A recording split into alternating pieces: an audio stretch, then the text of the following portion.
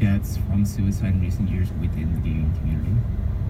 Within the gaming community, yes, but suicide, honestly, is not that common. It's more depression, mental breaks, people giving up their careers because of the difficulty. I mean, it's from our perspective, social media, while having its challenges, also provides a platform that people can reach out, and when they are in that place, do get help. So I will say, for all the downsides of social media, that is one of those few upsides. So unfortunately, it does happen. I would say it's probably not as prevalent as something like Etika's case makes it seem. Rod, I'm curious, what do you think about what Dr. Benet is saying is one of these upsides? Do you agree with him in that regard? I mean, we both come from the gaming community, and we love it for good reason, I believe. I mean, there are, the downsides, like, we were talking about the social media influence, but part of that is that we can all come together from around the world, and that's something that gaming, while there are other industries that do that, we are kind of like, we're playing games with each other from all these different places, and the community that we built is kind of unique and special to all these other communities. I really think that's something that only the gaming community has done. That's why we have like such huge people that are influencers and have a lot of followers online, is because of how engaged we are and how connected we are as a community compared to other industries that are on the internet. And that really is a good thing, I feel like, for us, and that's why we've been able to grow so much, and that's why the gaming and esports community is so big as it is now, because of those personal relationships that we've been able to build. I mean, Etika really did have a lot of friends that were around him, and a lot of people that really truly cared about him because of the gaming community and relationships that he built with inside of it. There is a larger discussion to have about maybe the larger fandom out there, but at least in terms of like the friends that he made along the way, the people that he met, the people within the content creator community that he knew, there were a lot of people out there that truly wanted him to succeed and wanted him to be well, and that really was the larger sentiment from the gaming community that only games can provide. Rod Breslau is an esports journalist, and Dr. Alan Benet is a physician and also the CEO of the esports platform Panda Global. Thanks to you both. Thank you. Thank you.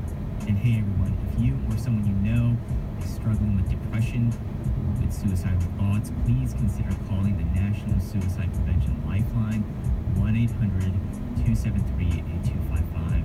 That's 1-800-273-8255. Back in a minute on The Takeaway. Stay with us.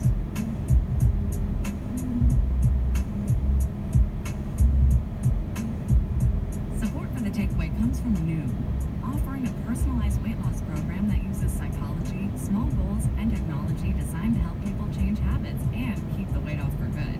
At Noom, NOOM.com.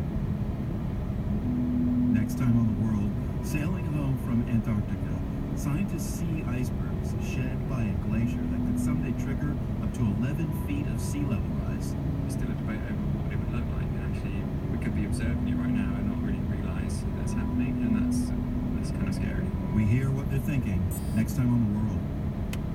Join us for The World this afternoon at 2 on St. Louis Public Radio.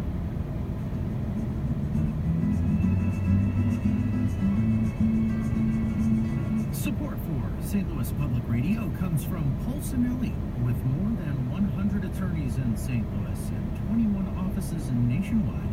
Polsinelli provides legal counsel with business insight to help clients in over 70 industries. Polsinelli.com. You're listening to The Takeaway on St. Louis Public Radio 90.7 KWMU. The time is 11:49.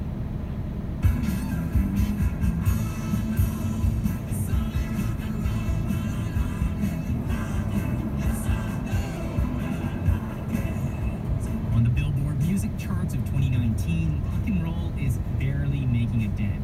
But it doesn't look like Hollywood's gotten the memo based on several major releases from the past couple of years.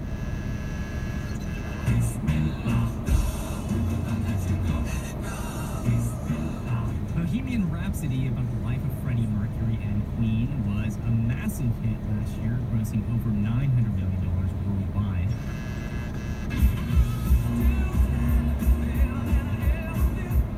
This summer, the Elton John biopic Rocket Man has been a more modest success, bringing in $60 million globally.